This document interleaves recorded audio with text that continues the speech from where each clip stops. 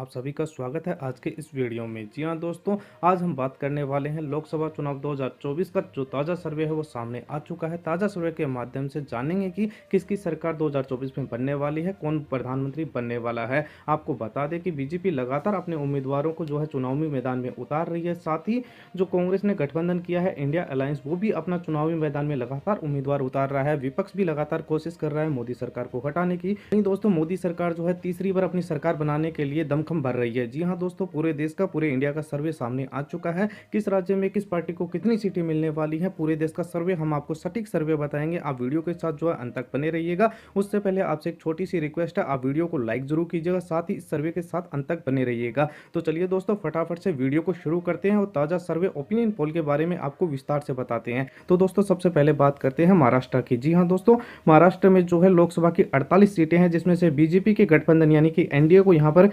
48 सीटों के अंदर से 35 सीटें जो हैं जीतने की उम्मीद जताई जा रही है। वहीं ताजा ओपिनियन पोल के हिसाब से महाराष्ट्र में जो है इंडिया गठबंधन को यानी कि कांग्रेस को सिर्फ और सिर्फ 10 सीटों पर ही सिमटना होगा और वहीं अन्य पार्टियों को जो है यहाँ पर 3 सीट मिल सकती हैं। वहीं दोस्तों, अगले राज्य की बात करें तो अगला राज्य है अंडमान निकोबार। अंडमान निकोबार में एक लोकसभा की सीट है जो कि एनडीए के खाते में जाएगी और इंडिया अलायंस यानी कि कांग्रेस को यहाँ पर 0 सीट मिलेगी। इसी के हिसाब से दोस्तों, अगले राज्य की बात करें तो अगला राज्य झारखंड है। झारखंड में 14 लोकसभा की सीटें हैं, जिसमें से बीजेपी के एनडीए गठबंधन को यहाँ पर 9 सीटें मिलेंगी। वहीं कांग्रेस के इंडिया अलायंस गठबंधन को यहाँ पर 4 सीटें मिलने की उम्मीद जताई जा रही है। जी हाँ दोस्तों, झारखंड के अंदर भी जो है बीजेपी एक अच्छी पार्टी और मजबूत पार्टी के रूप में सामने आ रही है। वहीं इंडिया अलायंस को यहाँ पर सिर्फ 4 सीटें मिलेंगी, वहीं अन्य के खाते में भी यहाँ पर 1 सीट जाएगी। इसी हिसाब से दोस्तों, अगले राज्य की बात करें तो हमारा जो अगला राज्य है वो है चंडीगढ़। चंडीगढ़ में भी एक लोकसभा की सीट है और एनडीए के खाते में ये 1 सीट जा सकती है। इंडिया अलायंस को यहाँ पर यानी कांग्रेस को यहाँ पर भी 0 सीट पर ही संतुष्ट होना पड़ेगा। वहीं दोस्तों, अगले राज्य की बात करें तो अगला राज्य है मध्य प्रदेश। जी हाँ दोस्तों, मध्य प्रदेश का ताजा ओपिनियन पोल सर्वे हमारे सामने आ चुका है। यहाँ पर 29 लोकसभा की सीटें हैं, जिसमें से एनडीए यानी कि बीजेपी को यहाँ पर 29 में से 23 सीटें जीतने की उम्मीद जताई जा रही है। ताजा ओपिनियन पोल के अंदर 23 सीटों पर जो है बीजेपी जीतती हुई दिखाई दे रही है। वहीं इंडिया अलायंस यानी कांग्रेस जो है 6 सीटों पर यहां पर जीत दर्ज कर सकती है। जी हां दोस्तों, मध्य प्रदेश में भी बीजेपी का जो है दम काफी ज्यादा दिख रहा है। बीजेपी को अच्छी खासी सीटें यहां पर मिलती हुई दिख रही हैं। वहीं कांग्रेस के इंडिया अलायंस गठबंधन को जो है यहां पर महज 6 सीटों पर ही सिमटना होगा। वहीं दोस्तों, अगले राज्य की बात करें तो अगला राज्य है छत्तीसगढ़। जी हां दोस्तों, छत्तीसगढ़ में 11 लोकसभा की सीटें हैं और दोस्तों यहाँ का जो ताजा सर्वे ओपिनियन पोल सामने आया है उसके हिसाब से एनडीए को यहाँ पर 7 सीटों पर जीत मिलेगी। वहीं इंडिया अलायंस को यहाँ पर महज 4 सीटों पर ही सिमटना पड़ेगा। जी हाँ दोस्तों, यहाँ पर एनडीए जो है काफी मजबूत दिख रहा है। यहाँ पर 7 सीटें मिलेंगी, वहीं कांग्रेस को महज 4 सीटों पर ही सिमटना होगा। वहीं दोस्तों, अगले राज्य की बात करें तो अगला राज्य गोवा है। गोवा में 2 लोकसभा की सीटें हैं और ताजा ओपिनियन पोल सर्वे के हिसाब से जो है यहाँ पर दोनों की दोनों सीटें जो है एनडीए के खाते में जाएंगी। तो वहीं कांग्रेस को यहाँ पर कोई भी सीट नहीं मिलेगी। इंडिया अलायंस का यहाँ पर खाता नहीं खुलने वाला, पूरी तरह से सुपड़ा साफ हो जाएगा। वहीं इसी के हिसाब से दोस्तों, अगले राज्य की बात करें तो अगला राज्य है आंध्र प्रदेश। जी हाँ दोस्तों, आंध्र प्रदेश राज्य में जो है 25 लोकसभा की सीटें हैं, जिसमें से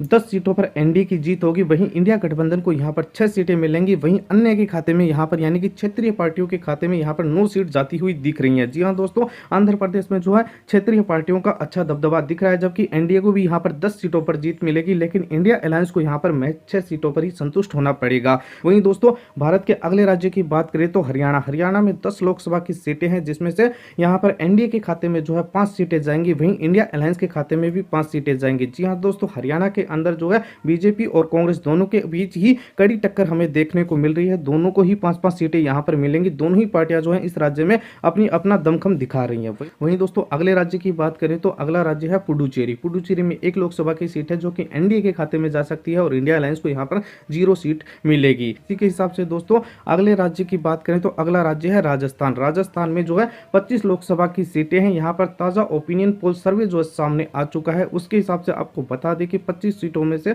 24 सीटें जो है बीजेपी के एनडीए गठबंधन के पास जो है यहां पर जाने वाली हैं। जी हां दोस्तों, 24 सीटों पर यहां पर एनडीए की जीत हो सकती है। वहीं कांग्रेस के खाते में महज यहां पर 1 सीट जाएगी, यानी कि इंडिया अलायंस को जो है सबसे बड़ा झटका राजस्थान में लगने वाला है। राजस्थान में कांग्रेस का जो है बिल्कुल सुपड़ा साफ होने वाला है। दोस्तों, अभी तक जो ताजा ओपिनियन पोल सर्वे आया है उस हिसाब से जो है राजस्थान की सबसे ज्यादा सीटें जो है एनडीए गठबंधन को जाएंगी, 25 में से 24। वहीं इंडिया अलायंस को यहां पर सिर्फ 1 सीट पर ही संतोष करना पड़ेगा। वहीं दोस्तों, अगले राज्य की बात करें तो अगला राज्य ओडिशा है। ओडिशा में 21 लोकसभा की सीटें हैं, जिसमें से एनडीए को यहाँ पर 11 सीटों पर जीत मिल सकती है। वहीं इंडिया अलायंस को यहाँ पर 4 सीट मिल सकती है। साथ ही अन्य के खाते में यहाँ पर 6 सीटें जा सकती हैं। जी हाँ दोस्तों, क्षेत्रीय पार्टियों को यहाँ पर 6 सीटों पर जीत मिल सकती है। इंडिया अलायंस को महज यहाँ पर ओडिशा में 4 सीटें मिलेंगी, जबकि एनडीए गठबंधन को यहाँ पर 11 सीटों पर जीत मिल सकती है, अभी तक का जो ताजा ओपिनियन पोल सर्वे आया है उसके हिसाब से।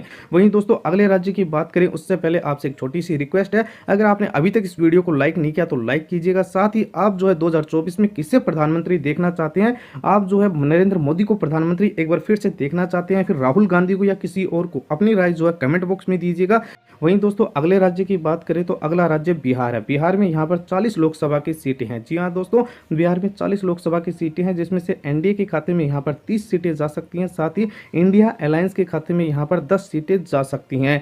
जी हाँ दोस्तों, बिहार में जो है यानी बीजेपी का जो दमखम है वो काफ़ी अच्छा दिख रहा है, प्रदर्शन काफ़ी अच्छा रहने वाला है। बीजेपी को जो है बिहार के अंदर 30 सीटें मिलेंगी। वहीं कांग्रेस का जो इंडियन अलायंस गठबंधन है उसको यहाँ पर 10 सीटें मिलेंगी, ताज़ा ओपिनियन पोल सर्वे के हिसाब से। वहीं दोस्तों अगले राज्य की बात करें तो अगला राज्य जो है वह है तमिलनाडु। जी हाँ दोस्तों, तमिलनाडु में 39 लोकसभा की सीटें हैं, जिसमें से ताज़ा ओपिनियन पोल के हिसाब से यहाँ पर एनडीए को यहाँ पर 25 सीटें मिल सकती हैं। वहीं इंडिया अलायंस गठबंधन को यहाँ पर 14 सीटों पर जीत मिल सकती है। तमिलनाडु में भी दोनों पार्टियों के अंदर अच्छी टक्कर देखने को मिल रही है, लेकिन एनडीए जो है 25 सीटें लेकर यहाँ पर भी सबसे आगे निकल चुकी है। वहीं दोस्तों अगले राज्य की बात करें तो अगला राज्य है अरुणाचल प्रदेश। अरुणाचल प्रदेश में 2 लोकसभा की सीटें हैं और ताज़ा ओपिनियन पोल सर्वे के हिसाब से दोनों की दोनों सीटें जो है यहाँ पर एनडीए के खाते में यानी कि बीजेपी के खाते में जाती हुई दिख रही है। और इंडिया अलायंस यानी कांग्रेस को यहाँ पर 0 सीट मिलेगी। इसका यहाँ पर पूरी तरह सुपड़ा साफ होगा, कोई सीट यहाँ पर नहीं मिलने वाली। वहीं दोस्तों अगले राज्य की बात करें तो तेलंगाना। तेलंगाना में 17 लोकसभा की सीटें हैं, जिसमें से यहाँ पर एनडीए को सिर्फ 5 सीट मिलेंगी और वहीं इंडिया अलायंस यानी कांग्रेस को यहाँ पर 10 सीटें मिल सकती हैं। साथ ही अन्य क्षेत्रीय पार्टियों को यहाँ पर 2 सीटें मिल सकती हैं। जी हाँ दोस्तों, तेलंगाना में जो है एनडीए का प्रदर्शन इतना अच्छा नहीं रहने वाला। यहाँ पर सिर्फ बीजेपी को 5 सीटें मिलेंगी, जबकि कांग्रेस यहाँ पर 10 सीटों पर जो है जीत हासिल कर सकती है। दोस्तों अगले राज्य की बात करें तो अगला राज्य है मिजोरम। जी हाँ दोस्तों, मिजोरम में 1 सीट है और ये 1 सीट जो है यहाँ पर इंडिया अलायंस के खाते में जाएगी, यानी एनडीए के खाते में यहाँ पर कोई सीट नहीं जाएगी। बीजेपी को यहाँ पर 0 सीट मिलने वाली है। इन दोस्तों अगले राज्य की बात करें तो अगला राज्य है पश्चिम बंगाल। जी हाँ दोस्तों, पश्चिम बंगाल में जो है 42 सीटें हैं और 42 सीटों में से जो है एनडीए को यहाँ पर 15 सीटों पर जीत मिल सकती है। साथ ही इंडिया अलायंस को यानी कि कांग्रेस के साथ जिन पार्टियों का गठबंधन है उस गठबंधन को यहाँ पर 27 सीटें मिल सकती हैं। यहाँ पर दोस्तों आपको बता दें कि टीएमसी को जो है यहाँ पर 20 से ज़्यादा सीटें मिल सकती हैं। जी हाँ दोस्तों, ममता बनर्जी की जो पार्टी है टीएमसी, उसको यहाँ पर 20 से ज़्यादा सीटें मिल सकती है। अभी तक यहाँ पर कांग्रेस और टीएमसी का गठबंधन हुआ नहीं है, अभी वो बातें चल रही हैं। गठबंधन की अगर हो जाता है तो यानी कांग्रेस को यहाँ पर 27 सीटें मिलेंगी। अगर गठबंधन नहीं होता है तो कांग्रेस को महज 6 से 7 सीट मिलेगी। वहीं 20 सीटें टीएमसी ले जाएगी और एनडीए को यानी कि एनडीए को यहाँ पर 15 सीटें मिल सकती हैं। वहीं दोस्तों अगले राज्य की बात करें तो अगला राज्य है सिक्किम। जी हाँ दोस्तों, सिक्किम में 1 लोकसभा की सीट है, यहाँ पर एनडीए को 0 सीट मिलेगी। वहीं इंडिया अलायंस को यहाँ पर 1 सीट मिलने वाली है। वहीं दोस्तों अगले राज्य की बात करें तो अगला राज्य है उत्तर प्रदेश। उत्तर प्रदेश में 80 लोकसभा की सीटें हैं, जिसमें से एनडीए के खाते में यहाँ पर 77 यानी 77 सीटें जो है बीजेपी यहाँ पर जीत सकती है। ओपिनियन ताजा पोल सर्वे जो भी आया अभी तक उस हिसाब से 77 सीटें जो है बीजेपी के खाते में जाती हुई दिख रही है। वहीं इंडिया अलायंस यानी कांग्रेस का जो गठबंधन है उसको 3 सीटों पर ही यहाँ पर जीत मिलेगी। तो उत्तर प्रदेश में जो है योगी जी ने बहुत अच्छा काम किया है, उस हिसाब से बीजेपी को जो है यहाँ पर बम्पर जीत मिलने वाली है। जी हाँ दोस्तों, बीजेपी को सबसे बड़ी जीत जो है वो उत्तर प्रदेश में मिलने वाली है। 77 सीटों पर बीजेपी जीत करेगी। वहीं कांग्रेस को यहाँ पर भी बहुत बड़ा झटका लगने वाला है। वहीं दोस्तों अगले राज्य की बात करें तो अगला राज्य है त्रिपुरा।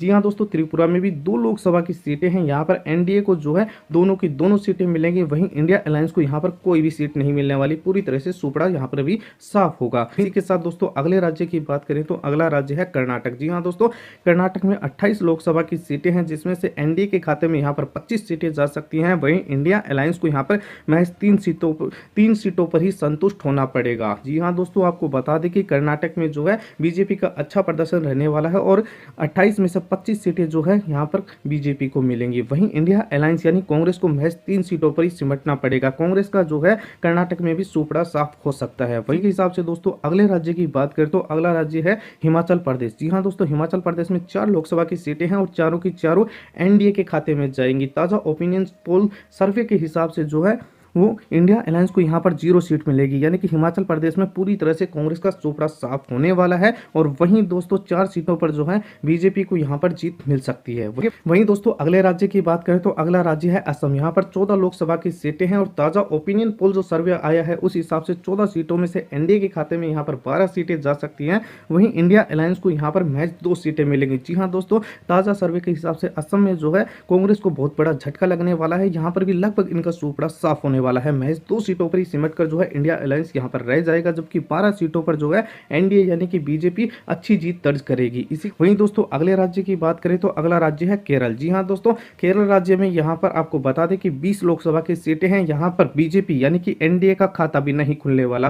केरल के अंदर जो है एनडीए का पूरी तरह से चोपड़ा साफ हो सकता है। वही इंडिया अलायंस यानी कांग्रेस को यहाँ पर 20 की 20 सीटें जो है जीतने पर जीत सकती है। जी हाँ दोस्तों, केरल के अंदर जो है इंडिया गठबंधन यानी कि कांग्रेस यहाँ पर काफी मजबूत है, 20 की 20 सीटें जीत सकती है। तो वहीं एनडीए जो है यानी कि भाजपा जो है यहाँ पर 0 सीट मिल सकती है। यहाँ पर पूरी तरह चोपड़ा साफ होने वाला है। इसी दोस्तों अगले राज्य की बात करें तो दादर नागर हवेली। दादर नागर हवेली में 2 सीटें हैं, दोनों ही सीटें इंडिया अलायंस के खाते में जा सकती है, यानी कांग्रेस यहाँ पर दोनों ही सीटों पर जीत सकती है, जबकि एनडीए यानी कि बीजेपी को यहाँ पर 0 सीट मिलेगी दादर नागर हवेली के अंदर। वहीं दोस्तों अगले राज्य की बात करें तो अगला राज्य पंजाब है। पंजाब में 13 लोकसभा की सीटें हैं, जिसमें से एनडीए के खाते में यहाँ पर 2 सीटें जीत सकती हैं। वहीं ताजा ओपिनियन पोल सर्वे के हिसाब से जो है इंडिया अलायंस को यहाँ पर 5 सीटें मिल सकती हैं। वहीं आम आदमी पार्टी को भी पंजाब के अंदर 6 सीटों पर जीत मिल सकती है। जी हाँ दोस्तों, यहाँ पर सबसे बड़ी पार्टी के रूप में यानी पंजाब के अंदर जो है सबसे बड़ी पार्टी के रूप में जो उभर कर सामने आएगी वो होगी आम आदमी पार्टी। जी हाँ दोस्तों, आम आदमी पार्टी का सबसे अच्छा प्रदर्शन रह सकता है। और वहीं जो है कांग्रेस को भी यहाँ पर 5 सीटें मिल सकती हैं। तो वहीं यहाँ पर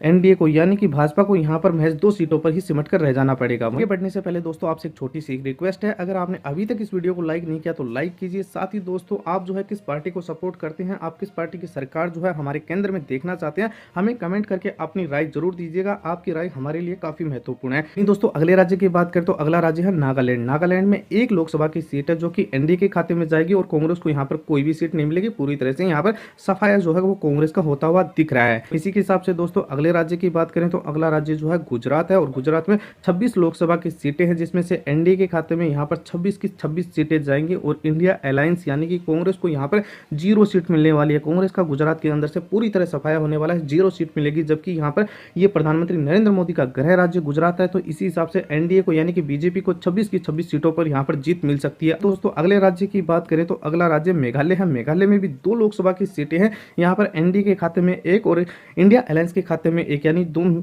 मेघालय के अंदर जो है दोनों ही पार्टियों के अंदर, दोनों ही गठबंधनों के अंदर 1-1 सीट यहाँ पर बंटने वाली है और दोनों ही पार्टियों की यहाँ पर कड़ी टक्कर होगी। इसी हिसाब से दोस्तों अगले राज्य की बात करें तो अगला राज्य है जम्मू कश्मीर। जम्मू कश्मीर में 5 लोकसभा की सीटें हैं, जिसमें से एनडीए के खाते में यहाँ पर 3 सीटें जा सकती हैं। वहीं इंडिया अलायंस यानी कांग्रेस के खाते में जो है यहाँ पर 2 सीटें जा सकती हैं। यहाँ पर भी बीजेपी और कांग्रेस दोनों ही पार्टियों के बीच कड़ी टक्कर है। यहाँ पर एनडीए को 3 सीट जबकि कांग्रेस को जो है 2 सीटों पर जीत मिल सकती है। वहीं इसी के हिसाब से दोस्तों अगले राज्य की बात करें तो दिल्ली। दिल्ली के अंदर 7 लोकसभा की सीटें हैं, जिसमें से एनडीए के खाते में यहाँ पर 6 सीटें जा सकती हैं। वहीं कांग्रेस को यानी इंडिया अलायंस को यहाँ पर 1 सीट पर सिर्फ जीत मिल सकती है। जी हाँ दोस्तों, इस बार भी दिल्ली के अंदर जो है एनडीए का अच्छा प्रदर्शन रहेगा। एनडीए को जो है यहाँ पर 6 सीटों पर जीत मिल सकती है। वहीं इंडिया अलायंस को यहाँ पर जो है महज 1 सीट पर ही संतुष्ट होना पड़ेगा। वहीं दोस्तों अगले राज्य की बात करें तो लक्षद्वीप। जी हाँ दोस्तों, लक्षद्वीप में 1 लोकसभा की सीटें हैं और जो कि एनडीए के खाते में जाएगी और इंडिया अलायंस को यहाँ पर 0 सीट मिलेगी। इस तो अगले राज्य की बात करें तो अगला राज्य है उत्तराखंड। उत्तराखंड में 5 लोकसभा की सीटें हैं, जिसमें से एनडीए के खाते में यहाँ पर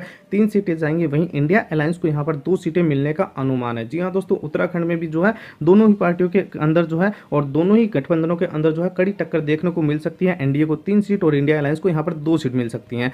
वहीं दोस्तों अब बात कर लेते हैं संपूर्ण भारत की कुल सीटों की। 543 सीटों का पूरा सर्वे हमने आपको स्टेट वाइज बताया। अब 543 सीटों का पूरा सर्वे बताते हैं कि किस पार्टी को कितनी सीटें मिलने वाली हैं। तो दोस्तों आपको बता दें कि कुल 543 सीटों में से जो है एनडीए यानी कि बीजेपी को जो है यहाँ पर 371 से ज्यादा सीटें मिल सकती हैं।